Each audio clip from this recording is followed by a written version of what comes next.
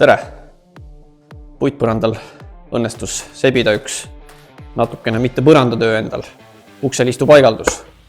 Lähme vaatame.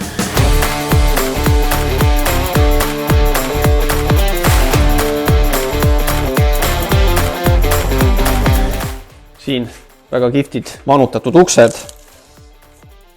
Ja siin liistupaigaldusel on esindatud kõik probleemid, mis üks liistupaigaldaja võiks kogeda. Hakkame neid vaikselt lahendama. Esimene kõige lihtsam probleem on eemaldame siit üleliigse vahu. Seda saame teha kipsinoaga, kõige korralik terav peab lihtsalt jälgima, et ukse lengi vigasta. Ja nii lihtne ta ongi. Probleem number 2 ja kõige keerulisem lahendada tavaliselt on, kui ukse leng on pandud seinast sissepoole.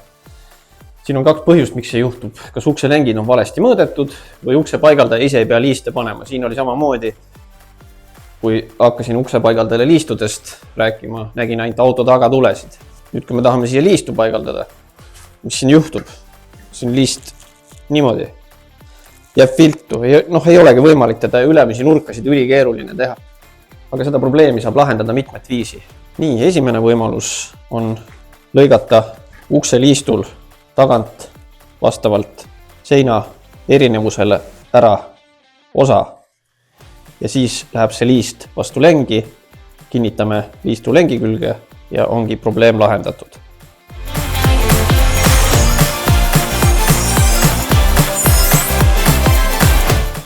Me tegime siin väikse näidise, kuidagi sellist võiks see välja näha.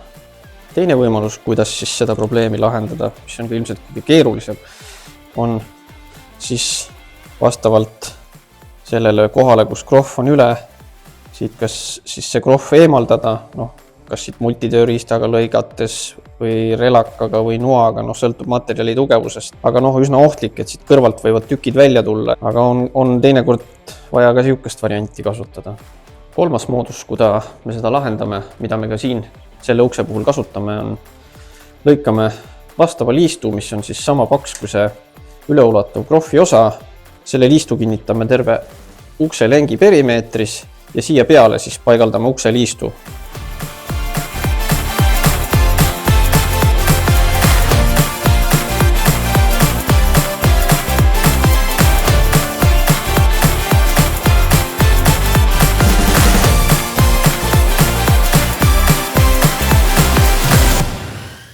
Oleme selle paksendusliistu nüüd siia ära paigaldanud. Mida liistu paigaldusel alati peab jälgima, on see, et see liist saaks ukse lengiga igalt poolt võrdne. Selleks võib täitsa teha endale siukse abiklotsikese, millega mõõdate, et igalt poolt saab liist ühe kaugusele. Seda liistu võib kinnitada nii liimi kui naelaga, siin nagu vahet ei ole. Ja siis, kui see on nüüd meil paigaldatud, nüüd hakkame siia peale ukse liistu panema.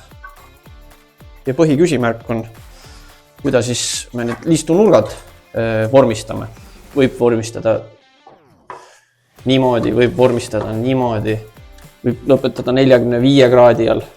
See on täiesti maitse asi, siin ei ole mingit siukest reeglit, et nii peab tegema. Nii kui ta ilusam paistab, et nii tulebki teha.